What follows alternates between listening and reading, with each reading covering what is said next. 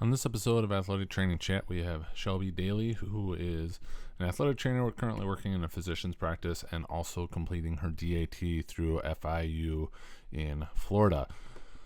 With that, if you are on LinkedIn and are connected to a bunch of athletic trainers, you may have come across Shelby and some of her ideas and thoughts and posts about leadership in athletic training, the NATA, just generals about where the profession's going and what she sees as big areas that could use improvement. They're extremely well written, very thought-provoking, and stimulate a lot of good conversation, which is awesome to see. Because it's on LinkedIn, it's a little easier to get into more depth than some of the character limits on X/Twitter. So definitely check out that on LinkedIn and connect with her. But we talk about a lot of the things that she focuses on there in terms of leadership, Domain 5 and its importance, and just really where she sees the profession going as she's working through her DAT and making this a huge topic of her focus as she's going and finishing up the program. As always, we are powered by Mueller Sports Medicine. Can't thank them enough for supporting us, the profession, and, of course, the podcast. Check them out for all your needs as the season's up and running. Thank you to them for also helping us out with everything we're doing with Clinically Pressed to donate cold tubs. We were able to get out 16, I think, this year, which was great. We hope to do more. So thank you for everyone who has bought a daily journal and helped that out as well. But without further ado, please enjoy this episode.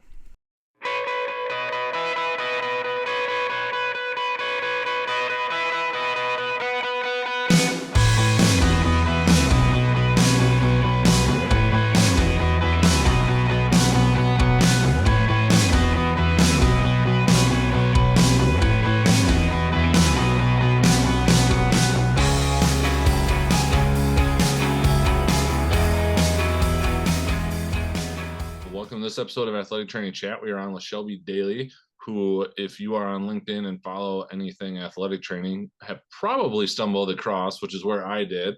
I'm not even sure how I first saw it, but some really awesome and insightful posts that really call into question, not in a bad way, but just to expand people's thoughts on the profession, where we're at, where we're going, and that's ultimately what led to this episode. But before we get into that, I want to turn it over to you to kind of fill in your background and everything that you're doing, and then we'll go from there. Yeah. Well, I'm Shelby. I'm originally from Alaska. I'm actually here right now. We're out fishing late at night last night, so my voice might be a little groggy. But I was born and raised in Alaska. Went down to Pacific Lutheran in Tacoma, Washington, where I played 2 years of collegiate soccer. Got involved with the athletic training department there and became a student. Then it was what was the next step, which was my master's at Cal Baptist in Riverside, California. So that brought me down to California for about 8 to 10 years-ish. After graduation, I was the head athletic trainer for the Ontario Fury professional indoor soccer team, and created the sports medicine program for them.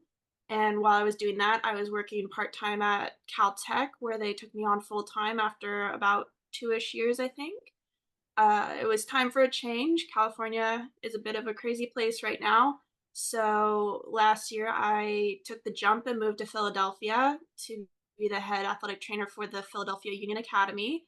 Ultimately, that didn't work out. That was a quick turnaround, but I'm still out in Philadelphia working at Pennsylvania Hospital in the orthopedic group with the orthopedic doctors, assisting them with all the casting and, scheduling a little bit and patient intake. Right now I'm doing my doctorate at Florida International University. I'll be graduating winter 2025. I just finished my second semester there. And that's where I think I got the push to kind of start talking about athletic training a little bit more seriously and felt comfortable to have an opinion on what was going on. So that's a little introduction. Awesome. No, I appreciate that. And all of that background just kind of feeds into our pre-recording conversation of, experiencing the things that you have from a bunch of different perspectives. Leadership is going to be kind of the big thing that main theme and topic that we're kind of covering. And so I'm always curious because I struggle with my own, but what is your definition of leadership? Uh, Usually, most people think it's a positional title, something that you rise up to the occasion, possibly to do. Through the Florida International Program, we've definitely delved into what does it mean to be a leader? Are leaders made or are they born? Through the time so far, my best definition is someone that is able to influence those around them and motivate them to do better. Um, Making sure that you are supporting them and building trust and being able to make decisions and be innovative. So it doesn't have to be a positional title. It's just you carrying out, supporting the people around you. And also, the innovation part is pretty big. We go into the difference between a manager and a leader, which I think there's a lot of athletic training managers running around. And I think it's identifying those aspects of a leader and what are we trying to do in creating new ways of doing things, breaking the status quo. And I think there's a lot of people that can do that. It's just getting the courage basically to stand up and say things aren't going properly in their departments and making those change where necessary. Totally agree. I have this conversation quite a bit is, the position of authority doesn't equal leadership. Like you can be a leader and be there, but you don't automatically qualify as a quote unquote leader just because of the position. And it would drive me nuts when administrators would be like, well, leadership. And I was like, can we just call ourselves administration and not throw the leadership thing in there? Because I don't think you get to just bestow that upon yourself. That's not really how that works in my book. Exactly. So one of the big topics that I was really interested in getting more in depth on is the AT and always trying to advocate, but are we truly making the inroads and the changes that we want to? All of that I say with a grain of salt of it very much is case by case, location by location, setting by setting dependent. It's, nothing can be really blanketed across anything, but I'd be curious, more on your thoughts on maybe why we're not getting to where we want to be as fast as we hope to get there. Well, I think we're at a pivotal moment in the athletic training realm. I mean, with the NATA having their talk about the salary crisis at the collegiate setting, I'm not sure, maybe we've outgrown that traditional setting to an extent. I don't know if it has the business structure to actually sustain us being directly under those departments at all. And I don't think many athletic trainers actually understand the financial structure of those institutions to be able to negotiate, pay raises, better starting salaries, or even the work-life balance portion of it. I think too much power is given to the coaches in some of those institutions. Not saying it's every institution, but we we keep expanding into different settings, and it seems to be better for our skill sets ultimately. I mean, the industrial setting is booming, and I hear a lot of great things about the pay and the work-life balance. But I think we need to start trying to figure out how to set up boundaries in that collegiate setting that everybody's been struggling with over the past few years. So I think we're at that point in the profession of, you know, and NATA gets brought up a lot, obviously. And I don't think anybody really actually knows what the NATA does. It's very confusing. There's a lot of layers to it. Not somewhat of a good old boys club sometimes it feels like, and I don't think it's set up to actually get the innovators and the leaders into positions to be able to create change at the NATA. And I know the NATA gets beat up a lot, and we do need to look at BOC and Katie too, because I don't know if I mean, they're obviously working together, but I don't think they're congruently working to better the athletic training profession. So I think as healthcare is evolving right now, it's going to boom or it's going to fizzle at this point. And I think there are athletic trainers out there wanting to work, but I don't know if there are the opportunities to sustain the ability to make a livable wage either.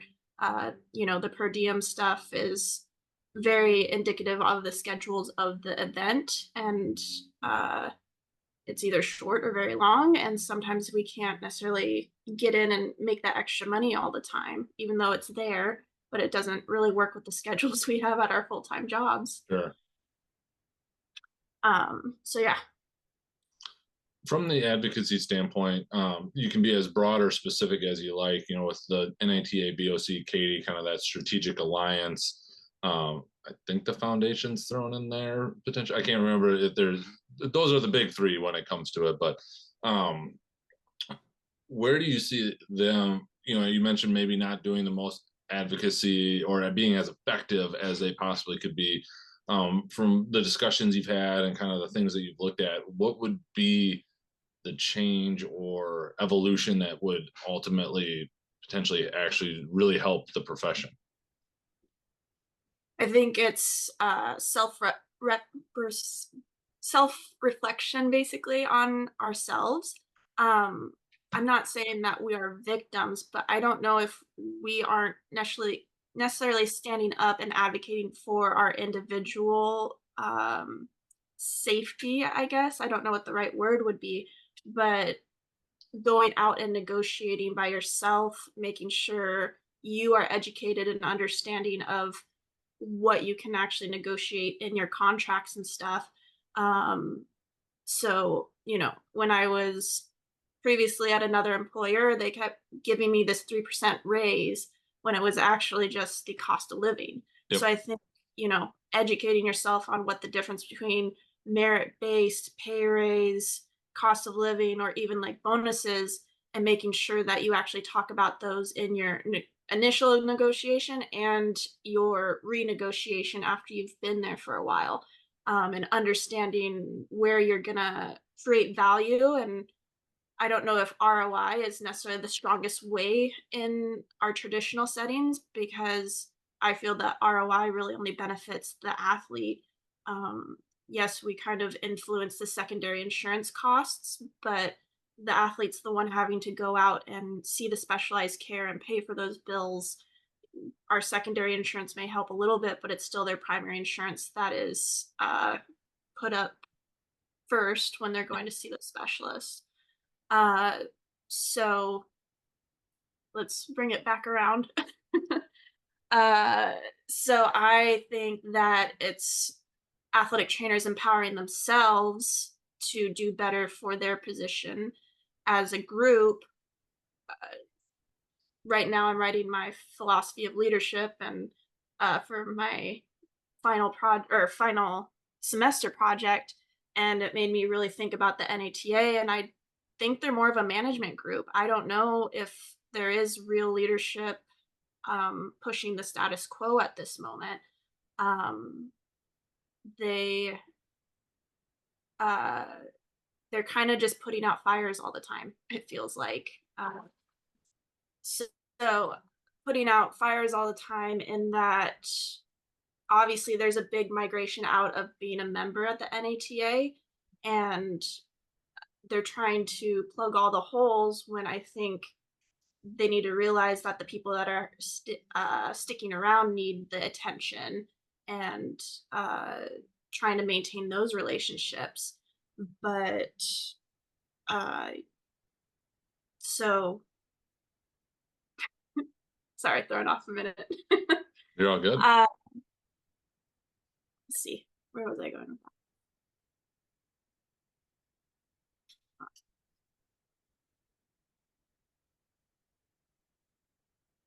Yeah, well, I did that, but Yep. ask what's next. You mentioned the business structure of collegiate athletics, and that was definitely a question I wanted to get into. And correct me if I'm wrong, Pacific Lutheran's D3 school? Yeah. So you've kind of seen both as an athlete, but kind of seen a broad spectrum of it. I've been D1 and D3 before moving into a clinic setting, so also seeing the kind of the wide array.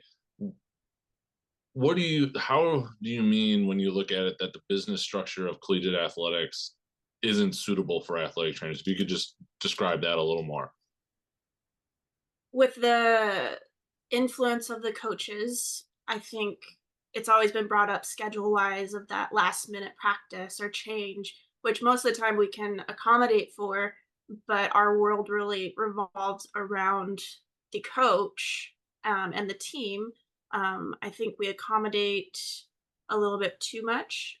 If if we're trying to compare ourselves to regular healthcare providers, I mean, working in the orthopedic office right now, if you're 30 minutes late to your appointment, like, sorry, you got to reschedule, which I know that some people have put up boundaries for that too.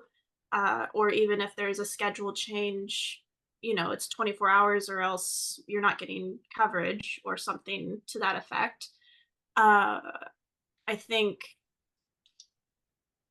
we've become so supportive and a little bit codependent on showing our value and worth of always being available.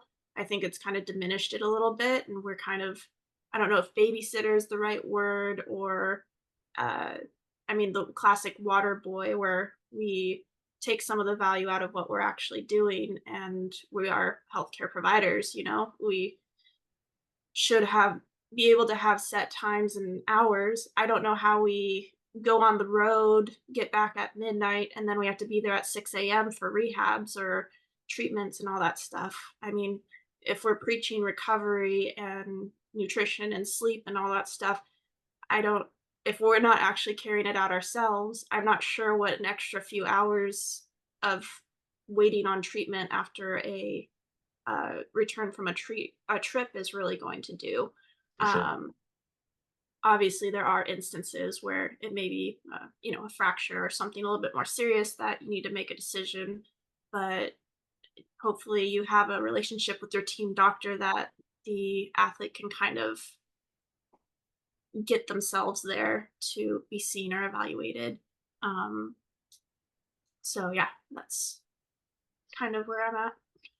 From your perspective, do you feel like the medical quote unquote model that some places are slowly shifting to versus the traditional athletic model, so ATs hired outside of the athletic department, basically contracted in, however that's set up? Do you think that's a solution? Is it a step in the right direction? Some combination of those? I think it's looking at the next steps of the profession of, I'm not sure that we should be really having, there should be some partnership with a physician, but I'm not sure if with the skills that we are adding to the scope, if I think that's going to break the chain of having the physician oversight. So, with these outside entities contracting with schools or clubs or whatever, I do feel like it can help in some instances if you have actual advocates at those places that understand athletic training and want to pay them well. Um, I think would be great, but I'm a little jaded, and moving to Philadelphia, I've talked to a lot of the ADs and stuff that have done that through some of the physical therapy clinics. Hmm. And luckily, those ADs understood what an athletic trainer can do. And they saw the contracts of, well, each year they keep asking for more money, but they're not necessarily increasing the pay to the athletic trainers. So it's one of those things of it feels like a money grab, and they don't see the potential that we are referring to their clinics. So you got to give us, not that we're referring just off cuff, but there should be some bonus structure or something to that effect where you're actually paying the athletic trainer some like I something of Sure. monetary value if you're going to take over the contracts, but I feel like it's still capping us. So if we did move away from the physician oversight and we were able to control our own clinics to take over those contracts, I think it would be easier of a transition, and it would create more protections ultimately because you do have a third party that's actually understanding what's going on and can uh, watch out for those loopholes in contracts and stuff. Because I I get the hourly rate portion of it, but at the same time, it doesn't work for a traditional athletic trainer too, in that, oh, I can only go in for 3 hours and I can't get overtime necessarily, or they turn into 10-month contracts. And it's like, well, what am I supposed to do for the 2 months if this is my real job? Hmm. So it's a very complex business structure ultimately that I'm not sure uh, if that's really the answer either of having these other clinics pick us up and contract. Um, so it seems to uh, cap our versatility of what we do in the clinic ultimately when those type of third parties get in the mix. Yeah, no, I was in Wisconsin for quite a while, and one of the larger health systems dropped like 20 contracts, and with that, there went the AT jobs. And so then there's been argument, of that system and how covering, getting ATs out that way is broken because it's up to, as some people would say, the quote unquote bean counters. Like if it just doesn't make sense. And I know when I've had discussions with hospital administrators, just trying to say, well, downstream revenue, it's like nails on a chalkboard for them. Like, yeah, that's always the thing of like, sure, the MRIs and the surgeries, but unless that is significantly increased, it's kind of a drop in a really big bucket for them. So then, yeah, then you run into the issue. Okay, well, if they're getting hired directly through the school or the whatever it may be, the school um, district, whatever, who is the oversight then? Are you just rolling right back into the athletic model where you're just getting put into that? So it's a tough one to go versus maybe a collegiate system. I think University of Kansas has done this for, and a few others, where they're housed out of the medical school slash hospital and not the actual university or the athletic department. So it's separate, but obviously there's a symbiotic relationship there. But I don't know if that improves work life balance or not either. Hmm. So Definitely. kind of shifting to another big topic, and this is where I don't think I knew you were at FIU, but as soon as you started talking about it and mentioned it, I knew that you were, because Dr. Coots has talked about this, the importance of domain 5. And just remembering back to my own, which was a long time ago, but everything, how it goes beyond just creating a budget and like designing a facility and learning the basics of, some administrative things. What is the importance of domain 5 as it comes to the education side, in your opinion? Well, right now with the athletic training programs, I think we are shoving so much into a 2.5 year curriculum that this is what sets you apart as a professional. Uh, Obviously, we are, injury prevention specialists and emergency care, but what is the thing that differentiates us from a EMT paramedic where, it's that instantaneous kind of firefighter situation of we're just going to go respond and get out, where with us we have that continuation of care. And I don't think that we are necessarily teaching those pillars of, well, how do you rise above from just being that emergency care, patching it up, getting them back to the field. um so I think the leadership aspect is really one of the missing parts, and I think that's where the work life balance and frustrations come from working athletic trainers.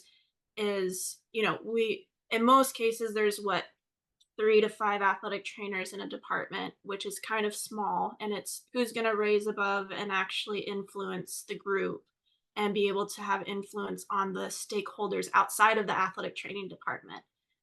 So, I don't know if we have the confidence to actually challenge administration or the other stakeholders on, well, what we're trying to achieve, and the whole healthcare portion of it too, of I we don't get a lot of respect sometimes, uh, in all that we provide and our flexibility and uh, the versatility ultimately of we are walking hospitals to an extent because we touch on the nutrition, the prevention, the emergent care, the strength and conditioning, that holistic aspect of life, where, just, but even in the hospital setting, it's gotten so derivative into specialization that you have to see so many providers to get, one thing Right. treated and diagnosed and stuff sometimes. So, with that versatility, I don't think we still have an actual understanding from outside stakeholders.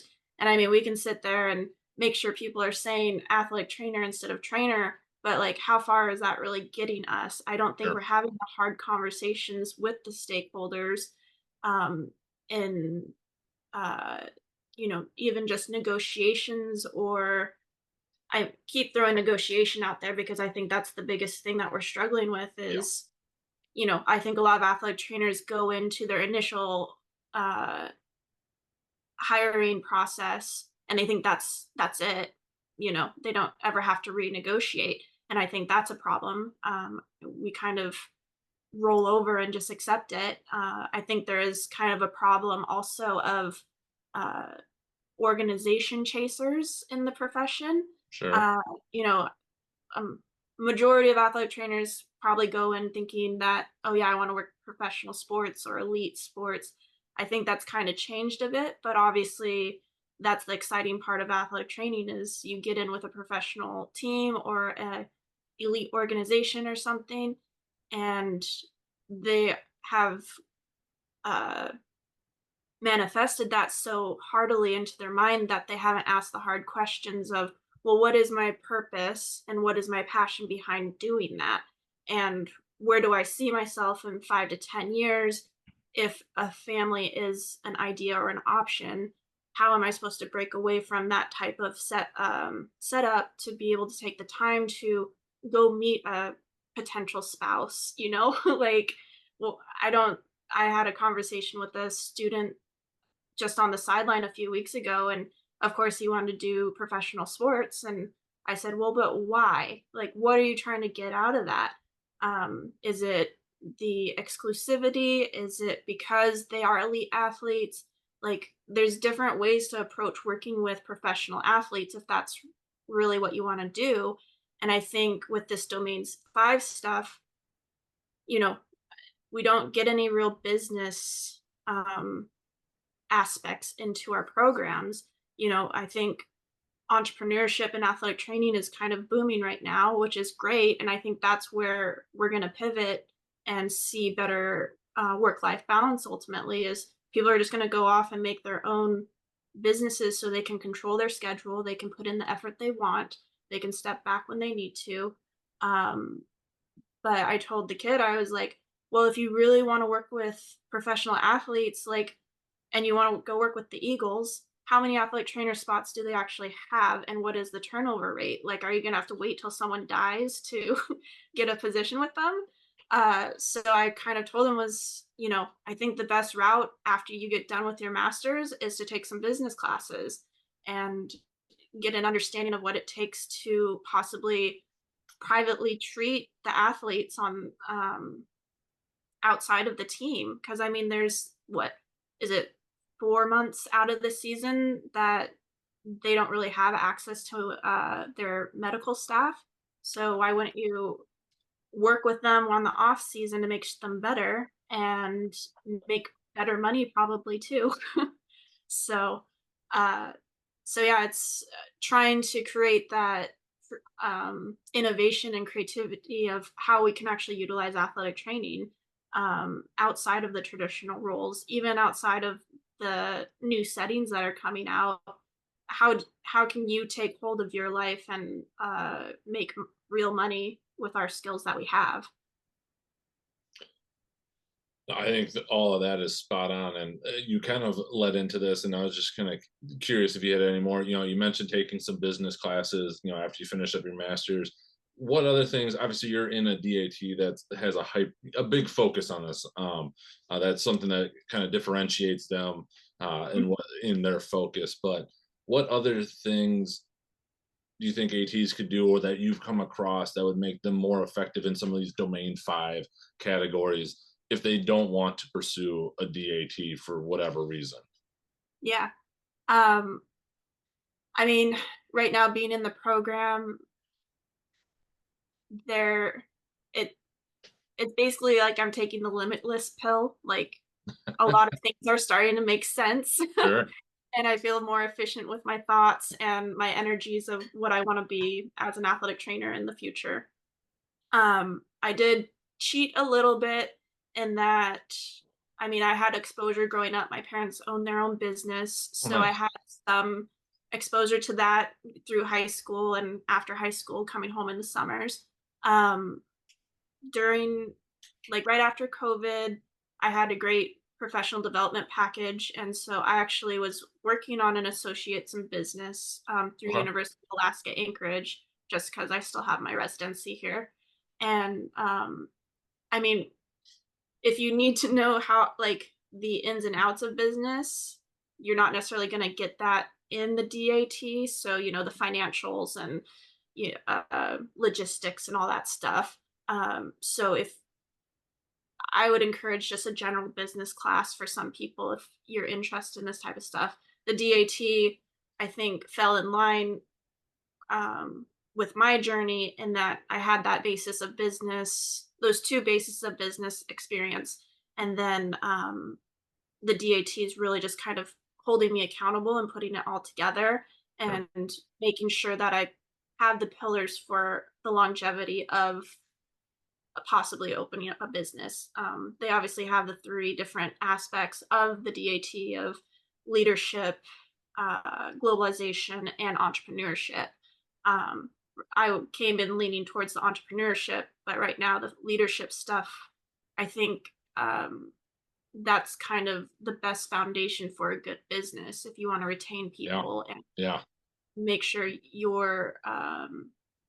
they are getting professional growth too, which I think that's kind of where a cap on athletic training is that I mean, obviously there's CEUs that we can do. You can get the ABC name, but I don't think anybody's there to facilitate the direction of those CEUs and how to make it um, applicable or uh, I don't know if applicable is the right word, but how to maximize those different continuing educations that someone is getting and creating more in-depth programs and leading the rest of the group on what they just learned. I think we just get into our pockets and it's like, well, I'm specializing in this. You can send your athletes over, but teaching the rest of the department gets kind of sticky sometimes, and it's a 2 to 3 day class most of the time. How much are you actually retaining from Sure. those Sure. courses? So I right now I am trying to explore how to bring in more business leadership courses that could maybe be identified as a BOC CEU provider. But I mean, I don't know if I mean, I don't even know if the BOC or NATA or anybody's really wanting to explore that domain 5. I mean, the BOC test has gone down to like what 8% of the test is domain 5. Um, I think NATA's obviously has their councils and stuff, but I don't know if those are really taking hold and blowing up like they should be either. Um, so uh, so yeah, with the domain 5 stuff, I think that's the missing part for this burnout that we're feeling is we don't know how to guide each other um, and be more effective and efficient in our places of work ultimately. No, I agree with you. I am waiting to start my dissertation in a leadership and administration doctorate.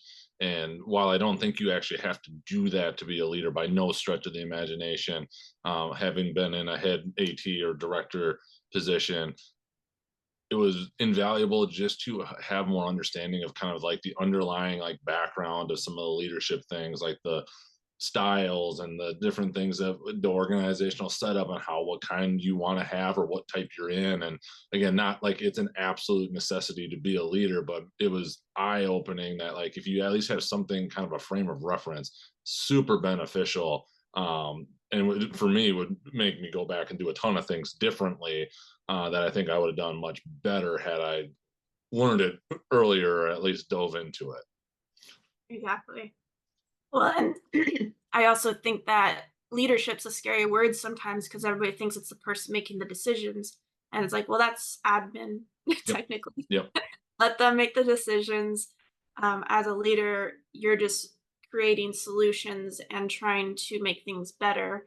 And, that looking back at my career right now is, well, that's what I've been trying to do this whole time, but I didn't really associate it with leadership. Sure. I thought I was just being a good employee and trying to provide good services to the people around me and make sure everybody was on the same page. So I think we have a lot of leaders running around, but they don't want to embrace that title because they think either there's a certain amount of pay or a title that goes with it. And that's not the right way to look at leadership. Usually it's the person just holding the group together and you don't even really realize it once they're gone. Great. So jumping into the AT chat questions, where do you see AT going in the next 5 to 10 years? I think there's going to be a lot more scope pushed our way, scope of practice things. I've talked to a few different colleagues in different states and what they're trying to push for. I think we really are going to probably break away from the oversight of being under physicians and we'll be able to work autonomously on our own. I think with the entrepreneurship and all that coming out, I think having athletic training clinics will be a thing. And I mean, with the state of healthcare right now, I think it's just trying to find healthcare providers that are competent enough to treat the public. So I Sure. think the public domain is going to be a big thing coming out. I think seeing athletic trainers in urgent cares, possibly emergency rooms, I don't know. So I think we're just on the brink of greatness at this moment. I think it's Sure. just getting everybody on board and seeing the potential that we can actually do. I think COVID was a missed boat ultimately. You know, uh, I don't think I was in the mindset at that point, but I don't think many institutions took advantage of what athletic trainers could do at that time. Even, hospitals and all that.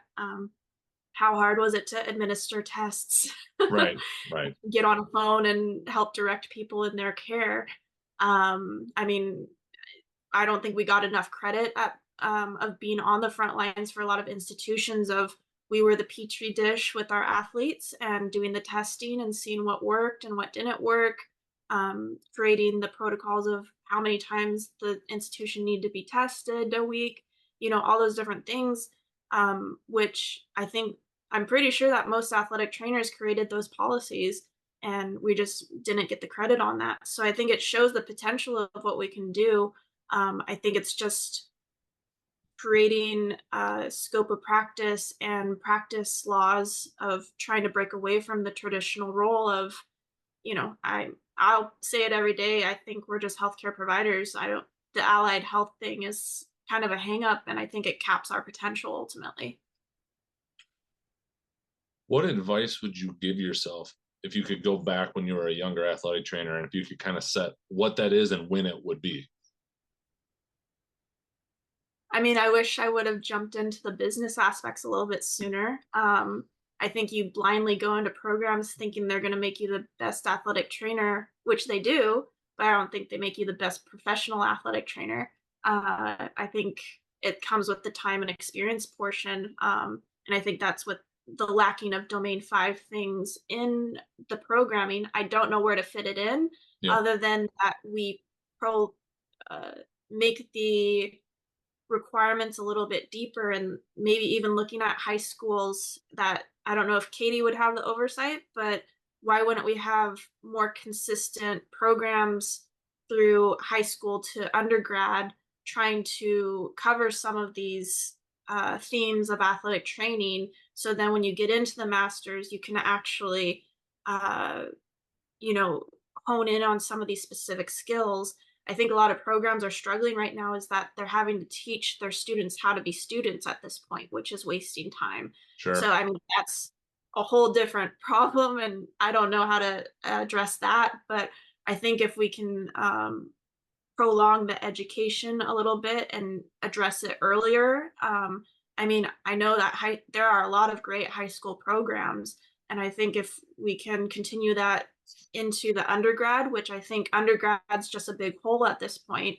I mean, there's kinesiology and stuff, but if we can actually target athletic trainers and get them, obviously there's student athletic trainers at the collegiate level that are with the department, but the education portion, I think, like, we moved to masters and we just got rid of all the sports medicine classes in undergrad. Like, that doesn't make a lot of sense. Sure.